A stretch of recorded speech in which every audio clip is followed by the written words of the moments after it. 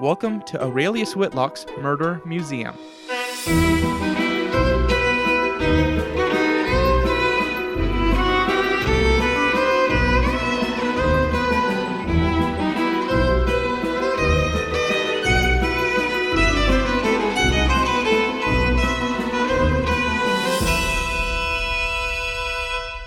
Hello, I'm Marcus Richardson. And I'm Nathan Hicken. And we're here to do murder and... Nope. Every time I want to say something about murder, and there's just no way of making something so mean and so cruel into something fun. You're purveyors of murder, mystery, and mayhem for the evening. Yep. Write that down. That's a good tagline. Keep that in mind. But yeah, I'm Marcus Richardson. This is Nathan Hicken. And we're going to do a murder mystery game today. But as always, we're going to do a little practice murder beforehand. Nathan, I'm thinking of just doing one this time around because I think I get too angry if we read too many of these. That is fair. That is fair. We need to be in a good headspace when we do the actual murder. So right. So one should be sufficient, I think. Still from Mind Trap, the game from 1990 something. All right, it says, a man was found assassinated in his 51st floor hotel room, which had been locked from within by the deadbolt. He was slouched in a chair in front of one of the windows in the room. The carpet below the window drapes was damp. The only sound in the room was the steady drone of the air conditioner. A bullet had entered the back of his head and was lodged in the base of his skull. It was determined he was shot and killed exactly where he sat, and the bullet had been fired from well over 30 meters away. The man had been dead for several hours. Since the windows had been locked from within and the glass unbroken, how was the assassination carried out? Have you heard this one? I thought I had, but as you're at the end, I don't know if I have. Okay, so to review the facts: dead, chair, locked door, unbroken windows, 51st floor, shot from 30 meters away. I would assume that I always feel like numbers are important. So I feel like it would be something about, rather than shooting from outside, it was from underneath, like shot through the floor. Oh, that's a possibility. It said the floor by the window was damp. The carpet below the window drapes was damp, yeah. It also said something about an air conditioning unit. Did somebody shoot through the air conditioning unit, hit the coolant thing, which sprayed the floor, got the floor damp, and also shot the guy? I mean, that's possible. It says the only sound in the room was the steady drone of the air conditioner. Okay, so we don't know if it's an in-window unit or if it's a... I mean, it makes a point out of both of those details. Yeah. The back of his head was lodged at the base of his skull. That makes me think he was shot from underneath, right? Because base of his skull, it says he was shot exactly where he was, and he was slouched in the... Wait, he was slouched. Is he slouched forward or backward? Oh, we need more details. We need to see the crime scene. Come on, dang it! I want samples. I want a visual here. Dang it! I need the chalk outline. I need forensics. Let's see. Let's fingerprint this place. Come on. I'll be sure to remember that you want all of those details for when I do a murder mystery this time. But for this one, I don't know. Do we just... Oh, I'm trying to think of anything else. Any other weird details that stood out? Assassinated, locked within, slouched in a chair. I don't know. Here are the thing. Like, sometimes it leaves out details that it just assumes things, and sometimes those assumptions are the solution. For example, like, I don't think it says that he was found alone, right? Yeah. Like, it doesn't necessarily say that he was assassinated alone. And does it even say if the door is locked? Because, like, if the door's not the locked... door is locked. It says the door is locked. It says the Okay. windows are closed and unbroken, and he had been dead for several hours. I don't know if it was on a timer somehow. The water thing makes me feel there's some timer. Oh, some ice thing that... But how does ice pull a trigger? You attach a string, tie it to the trigger. You tie a bag of ice to the air conditioning unit. As it slowly melts, it's going to slip off the air conditioning unit, and then it falls, pulls the trigger, shoots the guy from 30 meters away also. I'm sure this podcast is going to get one or both of us on some FBI watch list. Oh my god. We are very well informed about methods of murder. Ah. Okay, I'm just gonna check it. Yeah, go for it. The window had been kept open with a piece of By ice. a piece of ice. That's it. That's stupid. Yep. I don't know. Like, not the solution. It's just the fact that anyone would do that. Wait, why? Okay, so they were in their house earlier, and they went Here's to the thing: trouble. they were murdered. So, like, why would they care about the window being broken or not? Like, an assassin is aware they will be found with a bullet in their head, right? And we Here's what obviously it says. It says the window had been kept open with a piece of ice. The man was shot from a nearby building. It didn't tell us that there was a nearby building. As the ice melted, the window slowly slid down until it automatically locked itself from within. I don't feel like windows do that, you know? The important thing is we exercised our logical muscles. Yes, and I suppose it worked for the assassins, so good for them, I guess, kind of. Yeah, I guess Sid Shady got away with this one. Sid Shady. Didn't even mention his name, so. But we know. We know. It's always him. All right, sweet. Okay. Well, we're all warmed up. Are you ready for a new murder mystery written by myself? I'm so ready. Awesome. When you enter the murder museum, Aurelius is waiting for you. You're back of your own free will, I hope. How exciting. I have a murder mystery for you that I think you'll enjoy. Low stakes, a nice breather. You're intrigued. You hate to admit it, but these morbid murder mysteries are kind of fun. You feel like you were made for this. Aurelius directs you down a new hallway, nearly identical to the halls you'd been through before, but with their own new eclectic exhibits. The hall leads down to a small gallery, and at the center of the room, a spotlight shines on a small rectangular metal cage. Inside of it are wood shavings, a miniature food bowl, and a hamster wheel, it would appear. Ooh. The door is ajar. Beneath it, a plaque reads, "The Empty Cage Exhibit." Interesting. You lean over the velvet guardrail and inspect it closer. You have to admit it's a rather uninteresting exhibit, but by this point you know the rigmarole.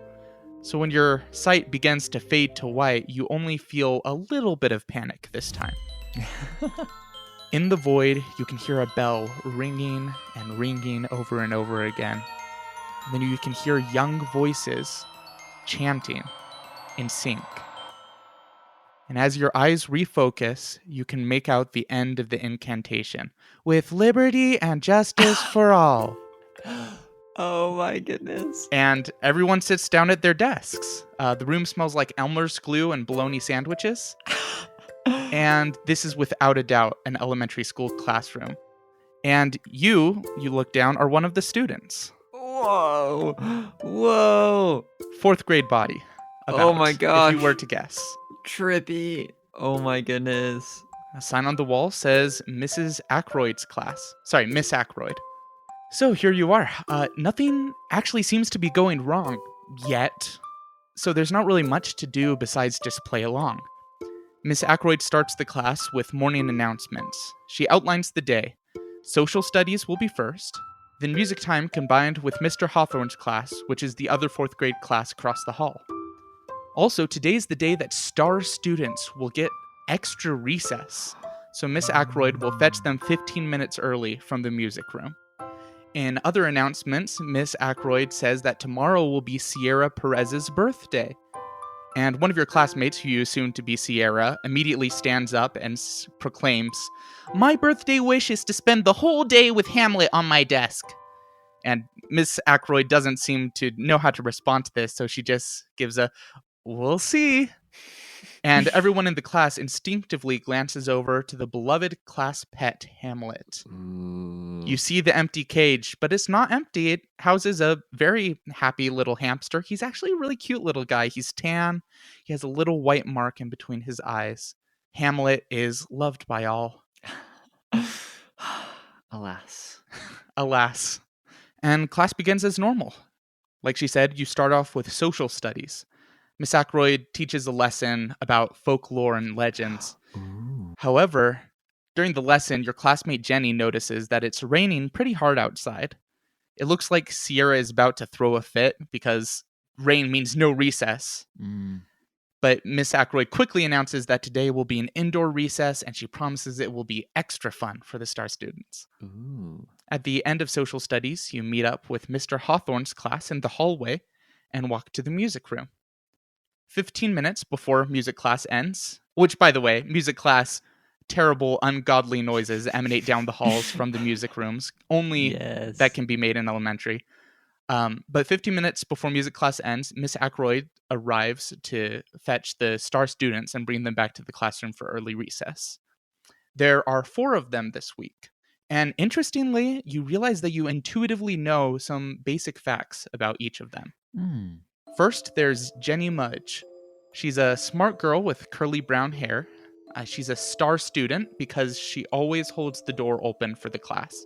In fact, she refuses to let anyone else do it. It's kind of her thing. Mm. She's also a compulsive tattleteller. Ooh. She seems to get a kick out of spotting people doing things bad against the rules. Next up, also fetched by Miss Ackroyd, is Newell Walker. He's a short kid who's always squinting, but he doesn't believe people who say that he really should try glasses.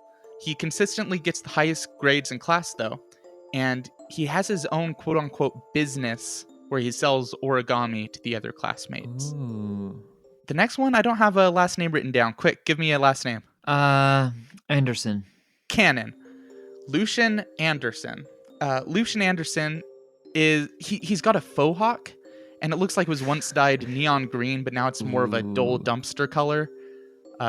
He's more of a class clown than a STAR student, but he brought enough box tops last week to earn the entire class a pizza party. Let's And go. so he argued his way into a STAR student status, at least for this week.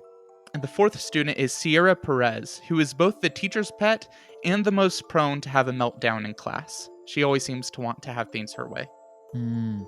So you watch the tattletale, the nerd, the class clown, and the teacher's pet all follow Miss Ackroyd back to the classroom. You look forward to joining them for indoor recess, but by the time music class ends, the rain has stopped. Ooh. So you and the rest of your class meet the STAR students outside for regular length recess. Next comes lunch. It's probably mashed potatoes. Difficult to tell. Yep. And then you're back in the classroom for individual reading time. Miss Ackroyd has put a tarp over Hamlet's cage for his nap time, but it's probably to keep kids from being distracted during reading time. And you begin quietly reading an Encyclopedia Brown book when you hear an ear-piercing screech, a shriek from behind you. It's Sierra, with tarp in hand, staring at an empty cage. Oh no. Hamlet is gone. Immediately, the entire class erupts into chaos, and Miss Ackroyd is unable to get control of things, so she actually announces that everyone can have an official search party at least until math starts. But otherwise, she's sure it'll be fine, and everything will work itself out. And now, the story is yours. Oh my gosh. Okay, Hamlet the hamster is missing.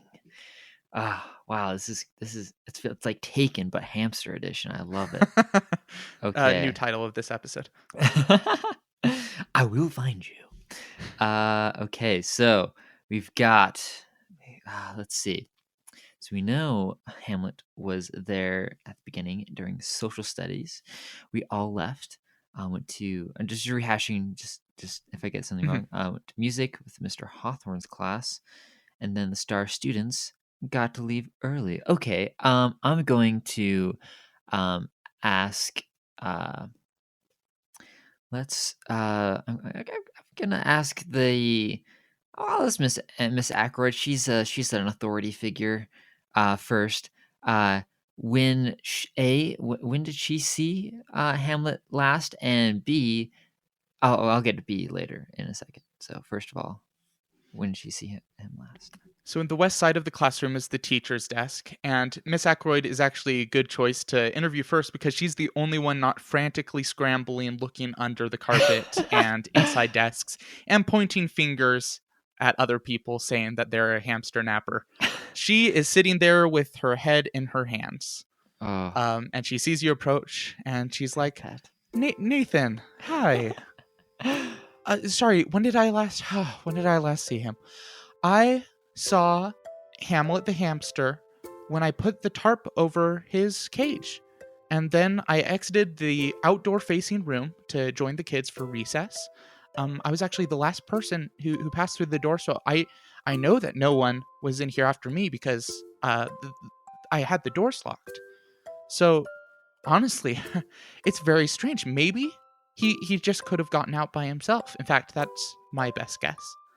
Okay, so this was just before recess. She locked the door behind her. Okay. Interesting. Interesting. Then one more question, Mrs. Ackroyd. Ignore my deep voice. Just have a bit of cold today. um, uh, did these star students go outside for recess, or did they stay in the classroom?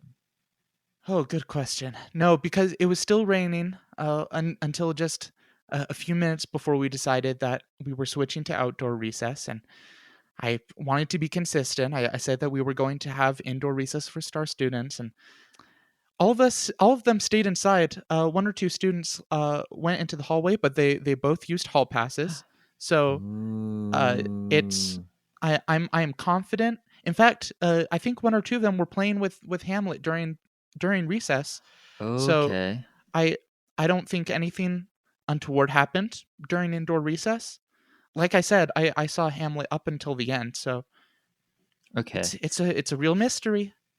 You definitely saw him at when you took us all outside. Okay. Cool. Okay. Interesting. Okay. Um. Well, I would like to examine the scene of the crime first. The cage. Yes.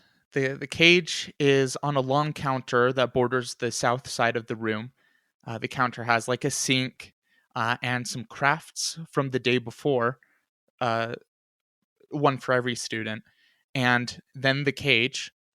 Now, you actually have to kind of push Jenny Mudge out of the way. You kind of have to nudge her out of the way because she is like determined. She's like, you think you see her lick a wood chip? Like she really thinks that this is her time to shine, as far as you can tell. Okay. Okay, But she Jenny. kind of in a in a huff. She leaves elsewhere to look.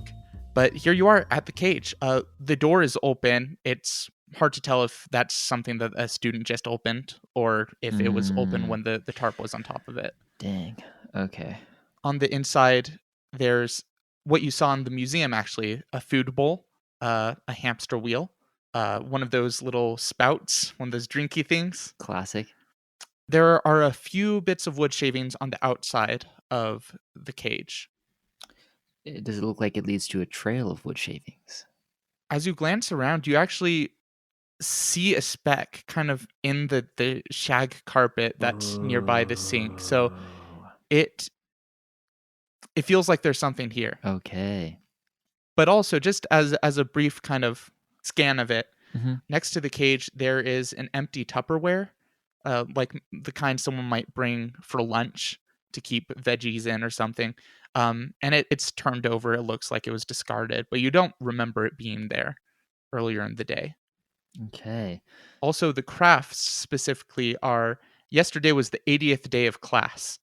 So it's a whole bunch of people making the number 80 out of 80 of something. So like 80 gumdrops, 80 beans, all, glued to the paper. Okay. First thing first, I stick my hand in the wood shavings. Are they still warm? uh, I Or do just not a know the answer to that question. fair. I will say that your hand comes up with a little bit of hamster dropping on it. Ah, You regrets. definitely are going to want to wash that off. Yep. Yep. Otherwise, I do not know the proper temperature to inform you or what you would even do with that information. But I mean, hey, good idea. I'm letting my inner child take over a little bit. Instincts are gonna run a little Oh, bit, so that's great. That's what I was hoping for. I love that. getting fourth grade mindset again. Okay. Um. Cool. Okay. So I'm gonna look at the empty Tupperware first. I want to know, does it have a name on it? Oh, before you do, actually, as you take your hand out of the cage and you kind of bump the hamster wheel on the way, you feel something else sticky, and you're like, oh gosh, more of it. Oh But then you no. look at your hand, and it's actually a tiny little dot of white. Is it glue? It does look a lot like non-toxic Elmer's glue. And as you look closer, there's like a dab of it, or just an amount of it on the hamster wheel, on the inside of the hamster wheel, which is strange. It's like That a is plastic odd. hamster wheel, not a metal one. Okay, okay. But yeah, you turn your attention to the Tupperware here, and it has a little bit of like juice at the bottom of it, like just Mm, just a few drops of it. And when I say juice, I really mean water. Uh, it okay. smells a bit like carrots. Okay, okay, okay.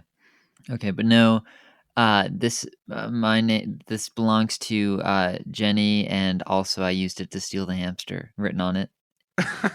Unfortunately, not. Okay. But you do notice that there's no lid for this, so it would actually be an ineffective way of transporting lunch unless someone has, I don't know, left it there at some point and they still have their lid with the rest of their lunch Okay. things. It's a Cool. pretty shallow Tupperware. Oh, okay, okay. It's not huge. So maybe not the ideal hamster transportation vehicle. Okay. One more thing while I'm over here. Well, I will wash my hands. Safety first, kids. Uh, so I'll do that by the sink right there, and then look at the so the 80 out of 80. Does it look like any of the uh, uh 80 out of 80 crafts are either still drying or nibbled on by hamster teeth? Interesting. It's curious you say that because as you're looking at them, 80, 80, 80, 30, 80, Oh. 30, you go over to it. All of these, the glue is dried. All of these are from yesterday. Okay. But as you go over to the 30, it's supposed to be 80, but you notice just little bits of the card stock, or what do you call it? Card paper? Construction paper. There you go. Okay. Little parts of the construction paper, yeah, are missing.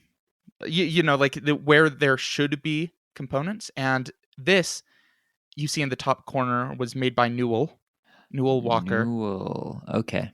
and it looks like it was made with raw beans, is what this is. Newell's missing beans. So, So yeah, so it's supposed to be an 80 made of 80 things, but okay. specifically where there are beans missing with little scratch marks where they used to be, Okay. makes it look like a 30. Someone has stolen 50 beans. No, incorrect. Just a few beans. Do you Just a few. does that make sense conceptually? Go over one more time. Okay, so imagine spelling out 80 using 80 Oh, individual beans. oh, I see. You're not using 80 beans. You're using beans to spell 80. Well, it's meta, and I'm. So, They're using 80 beans to make the or numbers 80. 80. Okay. So what's been chewed off is like 4 or 5 beans. So there are 75 beans here So, that look like they spell 30. 30. Okay, I got it. I got it. I I got did it. not have to make this craft as complex as I did to describe. Well, it's probably the Probably a key mistake. to the murder. Or maybe I'm just flustered and giving a lot of info. No, no, you're good. You're good. Okay.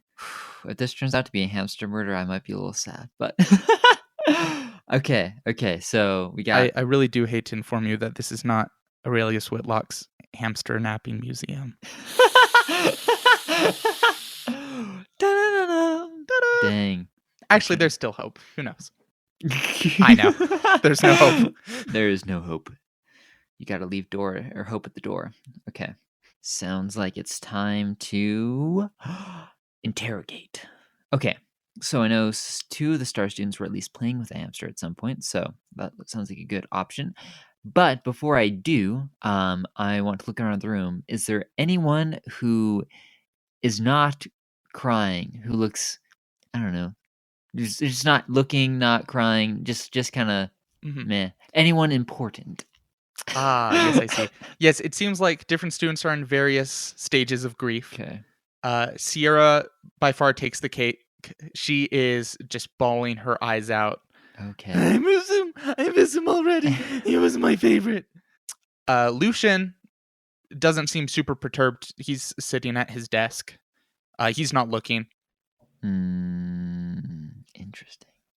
And Jenny also seems excited, not sad. Oh, because she gets to show off her detective skills. Okay, so I'll start with let's start with Jenny. She's the one who's right over here. I had to elbow her out of the way, so I don't She's have actually picked a new spot. She's Oh, the south side of the classroom has this counter for most of it, but then also this is where the door to the hallway is. There's a large trash can, and there is a calendar on the door that gives events. She is looking down nearby the door, and she picks up a wood shaving and goes, "Ha! oh, interesting find there, Jenny. No thanks to you, I might add." You meddling kids. First off, is there a trail of wood shavings leading out of the hallway? Yeah, so you're about to interrogate her, but the discovery briefly distracts you, and Yes. in the immediate outside, you just glance outside the hallway. No, there's no shavings out there, not that you see, but you are nearby a few things. A trash can? You walk over to the trash can very near where you are. There's a lot of crumpled papers, so you kind of have to root around these crumpled, colorful pieces of paper and a small hamster corpse What? No! curled up. Jenny triumphantly tries to reach for it first, grabs it by the tail with like her pinky out as if she doesn't want to touch it, and goes, "Aha!" Ah! And immediately a gasp if you thought Sierra was crying before. Now, now she is hysterical. Oh my gosh. You begin to feel like there is very little chance of the class returning to their studies today. Oh my gosh. Hamster corpse. Wow. Wow, okay. Jenny. Okay, so Jenny found the body. Okay. Let's see. Sierra is bawling. I'm gonna turn to Jenny because I assume Miss Ackroyd's trying to calm the rest of the class. I'm gonna ask her. Interesting. How did you know the body was gonna be there? I say in my 8-10-year-old voice, however old I am. Yeah, I don't even remember how old fourth graders are. She says pretentiously, "Isn't it obvious? I followed the trail and it led right here." Oh man, am I gonna have to do distinct voice for these characters? Oh no. I did not think that through. I think that she's nasally. We're gonna go nasally. That works. Nasally, sinister. I didn't say sinister. You put that on there. Okay. She's still holding the dead hamster. No. She has since laid it back in the cage. As just sort of a form of respect returning. She didn't want to like put it on someone's desk. Okay. And people didn't want her to throw it back in the trash can. So she puts it back in the cage, and Miss Ackroyd actually starts giving a little talk about death and impermanence of life and the beautiful cycle and the sadness that comes. And it looks, her eyes look so tired. She's like, "I did not need this today," is the look of Miss Ackroyd. Oh, sad. Okay. Well, ignoring that, I'm going to continue conducting my investigation. Wonderful. Nothing can stop me. I do want to talk to Jenny, but really quickly, I'm going to glance at the dead body. Can I determine cause of death by looking at it? In your rich and historied experience in hamster forensics, Yes. you are able to determine that you do not know. There are no visible wounds, is something you do know. There's no stabbing. He potentially could be crushed, but you feel like there might be some signs of if his, little body was squished in some way, and it doesn't look like that. Okay. So it looks like whatever happened, it would have been internal, maybe. Internal, interesting. So maybe he ate something or is force-fed something. Da-da-da. Ooh, oh, and he was very clearly hidden because he was under the crumpled papers. So someone did not want this body to be found. Who's our little murderer? Okay. I'm like, I can't send this body to a lab for autopsy. So. Gotcha. Dang it. Oh, I should mention, you do in fact have Pocket Watson, but it's a lunchbox. Oh my gosh, I love that. It's a lunchbox that has this rotund depiction of a cartoon Watson. Oh my it gosh. says, what? What? The mysteries afoot on it. I love it. Death. Okay. And it was clearly not suicide, because how would he have gotten himself into the trash can in the first place? There are a few benefits of hamster-related murder, and one of them is being able to rule out handily suicide. I'm going to rule out suicide. I'm going to rule out will stuff, so I'm assuming nobody killed him for money. Jealousy, okay. No, probably not an affair, so, I'm going to rule that out as well. I don't want to think about that. Okay. Okay. I'm going to go back to Jenny, the discoverer of the body. I'm going to ask her when she last saw Sir Hamlet alive. Well, Hamlet was being played with by two very specific students at indoor recess. Ooh. Who's that? First, it was Lucian. And he played with the hamster for maybe a minute before I was the one who noticed he was doing things that were against the rules. No, what was that? So I told Mrs. Ackroyd, and she was impressed, and she made him stop. And then Newell played with the hamster for a while, and I watched. Interesting. I really don't know why anyone would want to play with a large rat. So you're not a fan of Hamlet? It's gross. What makes a large rat cute or fun or cuddly? You call it a hamster, and that makes it cute. I disagree. Interesting. Okay. What rules was Lucian breaking? It was a very specific one, and I only happen to know it because I was reading up on the rules of how to take care of your hamster. Oh, wow. And she actually pulls out of her folder a handbook. Or it's more of a pamphlet than a handbook. Whoa. And she's like, this is the classroom copy, but I just borrowed it recently. A few minutes ago, I took it from the counter. And then she kind of gets her story straight. She's like, but I've read it before. Anyway, so, and she says, he was trying to glue the hamster to the hamster wheel. Oh my gosh. And spin it around and around. And that's in the pamphlet specifically, do not glue your hamster to your hamster wheel. She says, well, I admit it's a bit of a stretch. And she opens it up and she shows that it says, do not use potentially toxic or hazardous substances in close proximity to your hamster, such as, etc. Oh my gosh. So that takes care of the glue on my hand. What in the actual world? Lucian. Wow, okay. Jenny, if you don't mind me saying, it's a little odd that you'd had this pamphlet if you don't really like hamsters. It's evidence. Evidence? Interesting. Evidence of hamster murder. Hamster side. Hamster side. Do you mind if I have a look at that? I've read it all already. She tosses you the how to take care of your class pet. Okay. I want to look through this hamster pamphlet. Is there anything in there about things that hamsters are allergic to?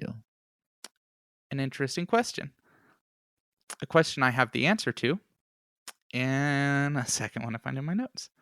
Okay, yeah, so this manual, this pamphlet is a little patronizing. It's written for children, as far as you can tell. It starts, we all love hamsters, but don't squeeze them too tight. They don't like love or anyway, stuff like that, you know? It's a little patronizing. It does have a page that says, do not feed hamsters things that they can't digest.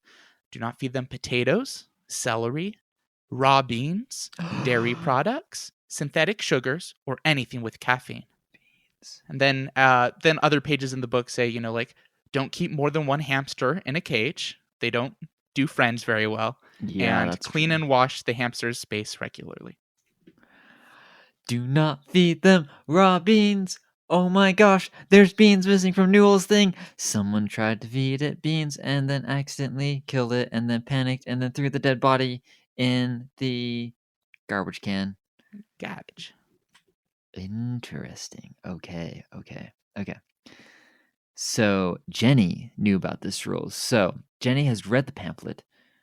So she probably knows not to feed the hamster raw beans. I'm guessing this was an accident. That'd be unless Jenny knew about it and was like, haha, the perfect way to kill and frame Newell, who we know is missing. Okay. Is Jenny a psychopath? Let's Okay. Unrelated. Unrelated. Solid. All right. Okay, I'm going to then Oh. Okay, I have a question to ask Sierra at some point. Okay, I'm going to talk to Lucian next. Lucian. He has a baggy white shirt and he's got like his pants riding low. You actually feel like it's pretty strange to see someone wear like 90s street fashion in 4th grade. It's pretty disconcerting. But he's actually still sitting at his desk and he has a pocket knife and he's carving something into the wood. Oh my gosh. This kid's sketch. He sees you come over and he immediately slaps a book over what he's carving. And he's like, "What do you want?" Blood circle. Yeah, he's like, "Blood circle," and he starts waving it at you. He's like, "Don't come near." Lucian, buddy old pal. You're not my buddy, you're not my pal. What do you want? What do I want? That's a great question, sir. Okay, well, first of all, I'd like to know when you last saw Hamlet alive and well. I was playing with him at indoor recess before the stupid teacher told me that I wasn't supposed to play with him. Why did she tell you to stop playing with him? Because she doesn't let me do anything fun. Does it have anything to do with this? I smeared the glue that's still on my hand across his desk. I thought you washed your hand. Gross. I did, but just for this interrogation, I got more glue, and just so I. And yes, what a move! Okay. What a power play! Yeah, I gotta assert my dominance here. You see him slump a little bit. He's like, I thought that he could spin faster on the wheel if he was attached to it. He likes the wheel a lot. Haven't you read this pamphlet? He squints and doesn't say anything. Yeah, he's never read that. Okay. Newell is nearsighted or has bad eyesight. He might not have read the pamphlet either because of that. Okay. After playing with him, and being forced to stop playing with him, did you do anything else? Yeah, it was recess. Did you see the hamster at all? I mean, he was still there. Newell started playing with him, but I don't know. Like, I was playing with the hamster, and then the teacher sent Sierra to go fetch her something. Like, she left in the hallway. I was pretty bored, so I was pretty bored. So I just got the hall pass. But I wandered around a bit, and the teacher yelled at me again in the hallway. Why did she yell at you this time? Because she doesn't let me do anything fun. What fun thing was she trying to harsh on your mellow or harsh your vibe on? I was just exploring. Gosh. Ooh, what were you exploring specifically? Mr. Hawthorne's classroom. Mr. Hawthorne. Find anything interesting? Were you the only one exploring? No. Yes. No, I didn't find anything interesting. Yes, I was the only person there. Oh, okay. He when you ask him what he found or if he found something, yeah, he's hit a wall. Like he looks like, you realize in this moment, maybe before this moment, more of a bully than a class clown. This kid is not very nice to you Gotcha. or really anyone else. Gotcha. Okay. Last question. Is this your Tupperware? I want to have him like sniff it and be like, gross carrots. But no, he just says no. No. Okay. Another possibility is that this carrot container also had celery in it, and that someone fed this hamster celery. But we'll go back for now. Okay. Thank you very much, Lucian. And as I turn away, I'm gonna Shut up, nerd. accidentally knock the book off the table and see what he was carving. Ooh. Nice, smooth. He's like, watch it, klutz. Do kids say klutz? I don't know. But yes, you do see the start of a message that he's carving. It's a sentence he's spelling, and it says, beware the hamster killer. And he hasn't quite finished yet. Ooh. Beware. Enemies of the air, beware. Hamster killer.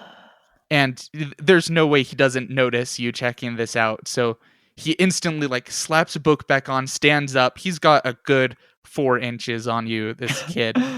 And he's like, it's not me.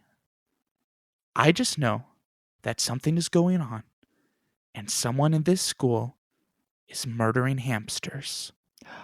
Hamsters, plural? He looks both ways and he's like, forget I said that. Da-da-da-da. Wow.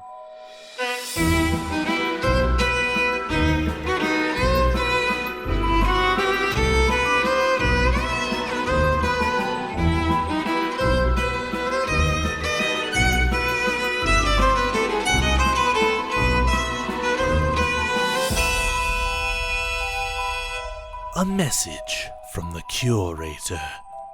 A is for Miss Ackroyd, who can't control her class. B is for the bully, who snatched the hallway pass. C is for the crumpled papers and the girl who cried. D is for the damning deed, the crime of hamstercide.